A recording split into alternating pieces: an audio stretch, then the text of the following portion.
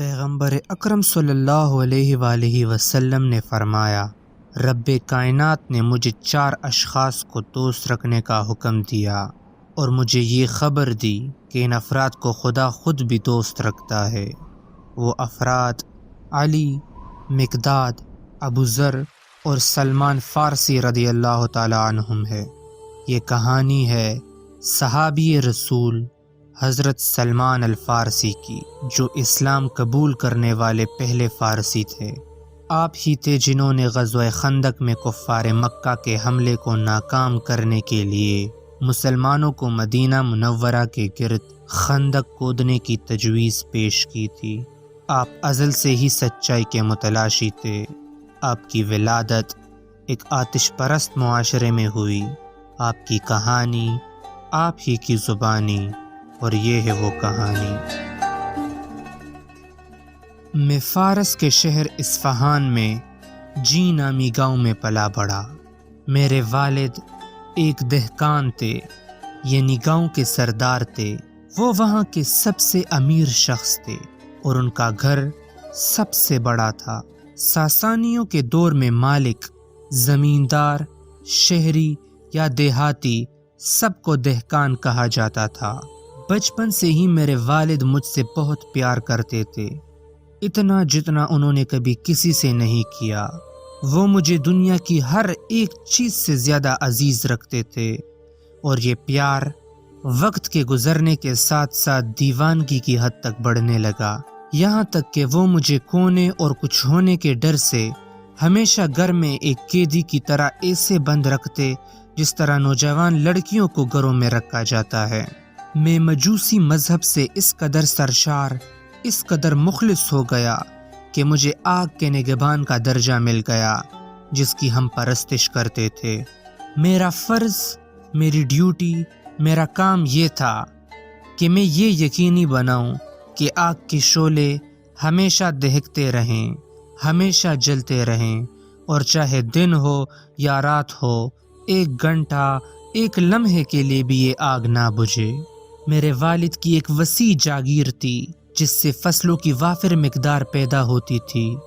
وہ خود ہی اپنی جائیداد اور فصل کی دیکھ بھال کرتے تھے۔ ایک دن جب وہ گاؤں میں ایک دہقان یعنی گاؤں کے سردار کی حیثیت سے اپنی ڈیوٹی میں بہت مصروف تھے تو انہوں نے مجھ سے کہا، میرے عزیز بیٹے، جیسا کہ تم دیکھ رہے ہو کہ آج میں کھیتوں کی جانب جانے کے لیے بالکل بھی فارغ نہیں ہوں اور بہت مصروف ہوں، لہٰذا آج میری جگہ تم جاؤ اور وہاں کے معاملات دیکھو۔ لہٰذا میں اس بات پر راضی ہو گیا اور کھیتوں کی طرف چل دیا۔ سفر کے دوران راستے میں ایک عیسائی گرجا گھر سے گزرا جہاں سے عبادت اور دعاؤں کی آوازوں نے میری توجہ مبذول کر لی۔ چونکہ میرے والد نے مجھے گھر میں بند رکھ کر لوگوں سے دور رکھا تھا، لہٰذا ظاہر ہے کہ اس دوران میں عیسائیت یا کسی بھی دوسرے مذہب اور ان کے پیروکاروں کے بارے میں کچھ بھی نہیں جانتا تھا۔ بس جب میں نے عیسائیوں کی آوازیں سنی تو میں گرجا گھر میں یہ دیکھنے کے لیے داخل ہوا کہ آخر یہ کیا کر رہے ہیں۔ انہیں عبادت کرتے دیکھ کر میں ان کی عبادت کرنے اور ان کی نماز پڑھنے کے انداز سے اس قدر متاثر ہوا کہ میں ان کے مذہب کی طرف راغب ہونے لگا۔ خدا کی قسم، میں نے کہا، یہ ہمارے مذہب سے بہتر ہے، لہٰذا میں نے فیصلہ کر لیا کہ سورج غروب ہونے تک میں یہی رکوں گا۔ میں نے ان سے پوچھا کہ اس مذہب کا مرکز کیا ہے، اور مجھے بتایا گیا کہ عیسائی مذہب کی ابتدا شام سے ہوئی ہے۔ لہٰذا اس دن میں اپنے والد کی جاگیر کو دیکھنے نہیں گیا، اور جب رات ہوئی تو واپس گھر لوٹ آیا۔ جب میں نے اپنے والد محترم کو عیسائیوں کے ساتھ ملاقات کے بارے میں بتایا کہ کیسے میں ان کے مذہب سے متاثر ہوا ہوں تو ابا جی گھبرا گئے اور انہوں نے کہا، میرے بیٹے، اس دین میں کوئی خیر نہیں، تمہارا دین اور تمہارے آباء و اجداد کا دین ہی سب سے بہتر ہے۔ نہیں ابا جان، ان کا مذہب ہم سے زیادہ بہتر ہے، میں نے اصرار کیا۔ یہ دیکھ کر میرے والد گھبرا گئے، پریشان ہو گئے، ڈر گئے کہ کہیں میں اپنا مذہب نہ چھوڑ دوں۔ چنانچہ انہوں نے مجھے گھر میں قید کر دیا اور میرے پاؤں میں زنجیر ڈال دی کہ کہیں میں بھاگ نہ جاؤں، لیکن تاہم میں عیسائیوں کو پیغام بھیجنے میں کامیاب ہو گیا کہ وہ مجھے شام جانے والے کسی قافلے کی اطلاع دیں۔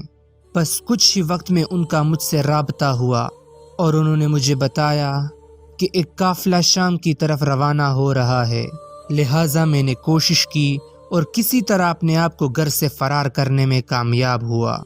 پھر چپتے چپتے بیس بدل کر قافلے کے افراد کے ساتھ مل گیا اور ان کے ساتھ شام کی طرف روانہ ہوا۔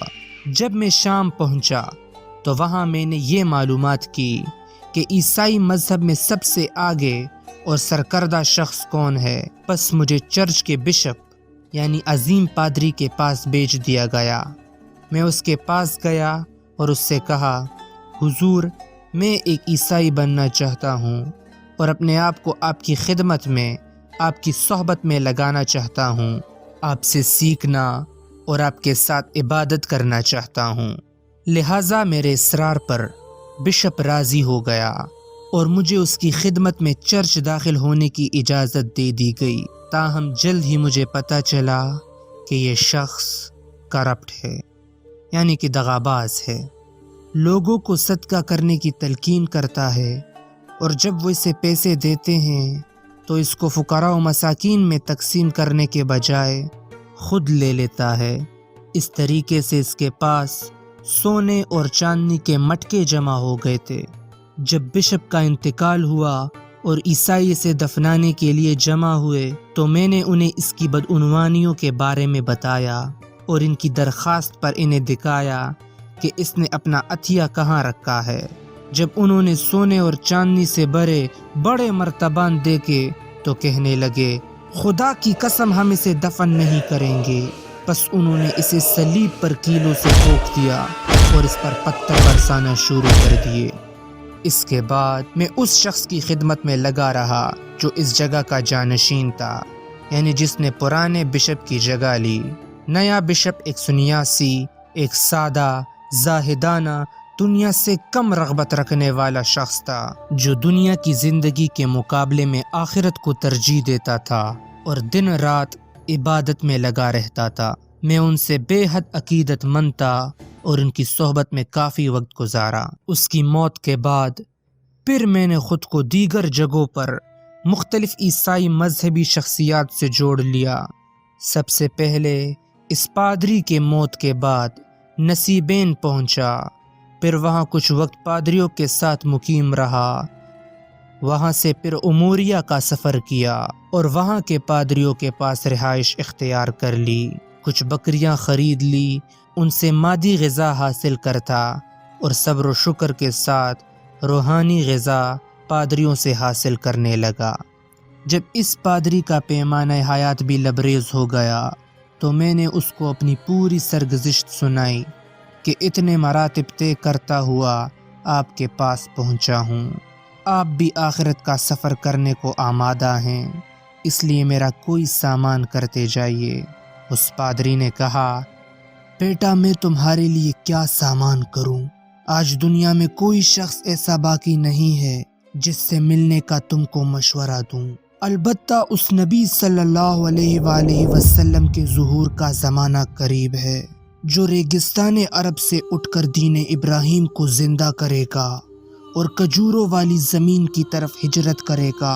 اس کی علامات یہ ہوگی کہ وہ ہدیہ قبول کرے گا اور صدقہ اپنے لیے حرام سمجھے گا۔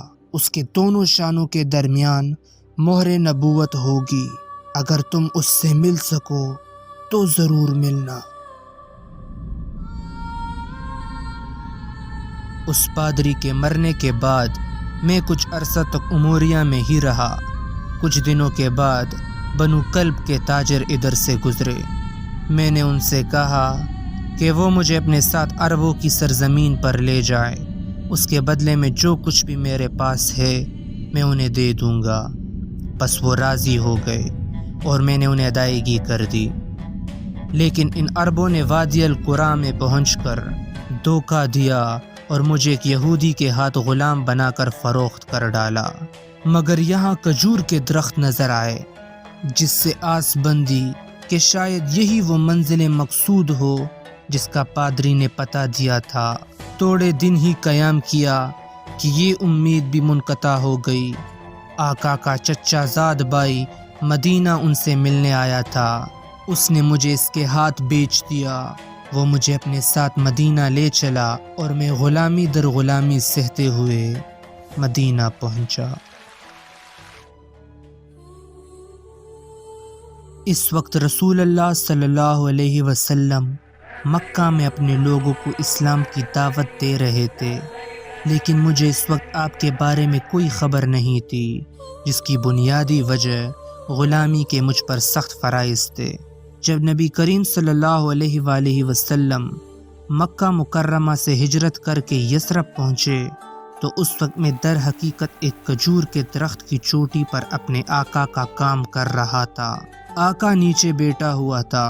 اسی اثناء میں اس کے چچا زاد بھائی نے آ کر کہا، خدا غارت کرے اوس اور خزرج کو، سب کے سب اب قبا میں ایک ایسے شخص سے ملنے کے لیے جمع ہو رہے ہیں جو آج مکہ سے آیا ہے اور جو دعویٰ کرتا ہے کہ وہ نبی ہے۔ جب میں نے یہ سنا تو میرے صبر کا دامن چھوٹ گیا، بدن میں سنسناہٹ پیدا ہو گئی اور اس شدت سے کانپنے لگا کہ مجھے ڈر تھا کہ کہیں میں اپنے آقا پر گر نہ جاؤں۔ میں جلدی سے درخت سے نیچے اترا اور بدحواسی میں بے تحاشا پوچھنے لگا، کیا کہا تم نے؟ میرے لیے یہ خبر دہراؤ۔ میرے پوچھنے پر میرے آقا غصے سے آگ بگولا ہو گئے اور مجھے ایک خوفناک گھونسا مار کر چلایا، تمہیں اس سے کیا فرق پڑتا ہے؟ واپس جا کر اپنا کام کرو۔ اس شام میں نے کچھ کھجوریں لیں جو میں نے مزدوری کر کے جمع کر رکھی تھی اور اس جگہ چلا گیا جہاں رسول اللہ صلی اللہ علیہ وآلہ وسلم تشریف فرما تھے۔ میں ان کی خدمت میں پیش ہوا اور کہا، میں نے سنا ہے کہ آپ خدا کے برگزیدہ نیک بندے ہیں اور آپ کے ساتھ ایسے غریب الدیار اور اہل حاجت ساتھی ہیں جو اجنبی اور محتاج ہیں۔ میرے پاس کچھ چیزیں صدقے کے لیے رکھی تھی۔ میں دیکھتا ہوں کہ آپ لوگوں سے زیادہ اس کا کوئی مستحق نہیں ہو سکتا، برائے مہربانی سے قبول فرمائیں۔ بس رسول اللہ صلی اللہ علیہ وآلہ وسلم نے اپنے صحابہ کو کھانے کا حکم دیا، لیکن آپ صلی اللہ علیہ وآلہ وسلم نے خود نہیں کھایا۔ اس طریقے سے مجھے نبوت کی ایک علامت کا مشاہدہ ہو گیا کہ وہ صدقہ قبول نہیں کرتے۔ دوسرے دن میں نے کچھ اور کھجوریں جمع کی اور جب رسول اللہ صلی اللہ علیہ وآلہ وسلم قباء سے مدینہ کے لیے روانہ ہو رہے تھے تو ہدیہ لے کر میں آپ کی خدمت میں دوبارہ حاضر ہو گیا اور عرض کیا، کل آپ صلی اللہ علیہ وآلہ وسلم نے صدقے کی چیزیں نہیں نوش فرمائی تھیں، آج یہ ہدیہ قبول فرمائیں۔ آپ صلی اللہ علیہ وآلہ وسلم نے قبول فرمایا، خود بھی نوش فرمایا اور دوسروں کو بھی کھانے دیا۔ اب جب تیسری بار میں آپ صلی اللہ علیہ وآلہ وسلم کی خدمت میں حاضر ہوا تو آپ صلی اللہ علیہ وآلہ وسلم بقیع میں تشریف فرماتے۔ وہاں آپ اپنے کسی صحابی کی تدفین میں شریک تھے۔ میں نے آپ صلی اللہ علیہ وآلہ وسلم کو بیٹھے ہوئے دیکھا۔ اس وقت آپ صلی اللہ علیہ وآلہ وسلم کے جسم مبارک پر 2 چادریں تھیں۔ میں نے قریب پہنچ کر سلام کیا اور گھوم کر پشت کی جانب آ پہنچا کہ شاید مہر نبوت دیکھ سکوں جس کا اموریہ میں مجھے میرے مرشد نے بتایا تھا۔ جب نبی صلی اللہ علیہ وآلہ وسلم نے مجھے اپنی پشت مبارک کی طرف نظر اٹھائے ہوئے دیکھا تو آپ صلی اللہ علیہ وآلہ وسلم مقصد سمجھ گئے اور پشت پر سے چادر سرکا دی۔ اس طریقے سے آخری نشانی یعنی مہر نبوت کی بھی زیارت کر لی اور با چشم پرنم خود کو پیغمبر صلی اللہ علیہ وآلہ وسلم کے قدموں میں گرا دیا اور بے ساختہ آپ صلی اللہ علیہ وآلہ وسلم کے بدن مبارک کو چومنے لگا۔ اس وقت میری آنکھوں سے مسرت کے آنسو جاری تھے۔ حضرت صلی اللہ علیہ وآلہ وسلم نے فرمایا، سامنے آؤ۔ میں سامنے آ گیا اور آ کر ساری سرگزش سنائی۔ حضرت صلی اللہ علیہ وآلہ وسلم کو یہ دلچسپ داستان اتنی پسند آئی کہ اپنے تمام صحابہ کو سنوائی۔ اتنے مرحلوں کے بعد بالآخر دین حق سے میں ہم آغوش ہوا اور اسلام قبول کر لیا۔ سلمان الفارسی رضی اللہ تعالیٰ عنہ پیغمبر اکرم صلی اللہ علیہ وآلہ وسلم کی حیات مبارکہ میں آپ کے بہترین صحابی اور آپ صلی اللہ علیہ وآلہ وسلم کے چاہنے والوں میں سے تھے، یہاں تک کہ رسول اللہ صلی اللہ علیہ وآلہ وسلم نے آپ کے بارے میں فرمایا، سلمان ہم اہل بیت میں سے ہے۔ آپ نے پیغمبر اکرم صلی اللہ علیہ وآلہ وسلم کے ساتھ تمام جنگوں میں شرکت کی۔ شہر مدینہ کے ارد گرد خندق کھودنے کا مشورہ آپ نے ہی دیا تھا۔ اس جنگ میں پیغمبر اکرم صلی اللہ علیہ وآلہ وسلم نے ہر 10 افراد کے گروہ کی 40 الگ الگ مقامات پر زمین کی کھدوائی کی ذمہ داری لگائی۔ سلمان رضی اللہ تعالی عنہ جسمی لحاظ سے ایک طاقتور شخص تھا، جس کی وجہ سے مہاجرین اور انصار میں اختلاف ہو گیا۔ ہر کوئی چاہتا تھا کہ سلمان ان کے گروہ میں شامل ہو۔ مہاجرین کا اعتقاد تھا کہ کیونکہ سلمان ایران سے ہجرت کر کے آیا ہے اس لیے ہمارے گروہ میں شامل ہے، اور انصار کہتے تھے کہ وہ پیغمبر اکرم صلی اللہ علیہ وآلہ وسلم کے یثرب میں داخل ہوتے وقت یہاں موجود تھا اس لیے انصار ہے۔ اس وقت رسول اللہ صلی اللہ علیہ وآلہ وسلم نے فرمایا، سلمان من اہل البیت، سلمان ہم اہل بیت میں سے ہیں۔ بعض روایات کے مطابق سلمان الفارسی نے جنگ طائف میں منجنیق استعمال کرنے کا مشورہ بھی دیا، جس پر پیغمبر اکرم صلی اللہ علیہ وآلہ وسلم نے اس وسیلے کے استعمال کا حکم دیا۔ سلمان فارسی رضی اللہ تعالیٰ عنہ عمر بن خطاب رضی اللہ تعالیٰ عنہ کے زمانے میں خلیفہ کی جانب سے مدائن کا گورنر مقرر ہوا۔ سلمان الفارسی رضی اللہ تعالیٰ عنہ نے اس کام کو قبول کرنے کے لیے پہلے امیر المومنین سے اجازت لی، پھر قبول کیا۔ آپ موت کے وقت تک اس شہر کے والی تھے۔ ایک گورنر ہونے کی حیثیت سے بیت المال سے سلمان رضی اللہ تعالیٰ عنہ کا حصہ 5000 درہم تھا، جسے وہ صدقے میں دے دیتے اور ٹوکریاں بنانے کے ذریعے اپنا پیٹ پالتے تھے۔ بعض روایات کے مطابق آپ کی وفات عثمان رضی اللہ تعالیٰ عنہ کے دور خلافت میں ہوئی، جبکہ بعض دوسری روایات میں آپ کی وفات عثمان رضی اللہ تعالیٰ عنہ کے دور خلافت کے بعد ہوئی۔ واللہ عالم۔ رب کائنات نے مجھے 4 اشخاص کو دوست رکھنے کا حکم دیا اور مجھے یہ خبر دی کہ ان افراد کو خدا خود بھی دوست رکھتا ہے۔ وہ افراد علی، مقداد، ابو ذر اور سلمان فارسی رضی اللہ تعالی عنہم ہے۔ امید ہے آپ کو یہ ویڈیو پسند آئی ہوگی۔ اگر آپ کو ایسی ہی اور ویڈیوز چاہیے تو آپ ہمیں کامنٹ باکس میں بتا سکتے ہیں۔ اس کے ساتھ ساتھ ہمارے چینل کو سبسکرائب کرنا نہ بھولیے گا۔ تب تک کے لیے اللہ حافظ، وما علینا الا البلاغ۔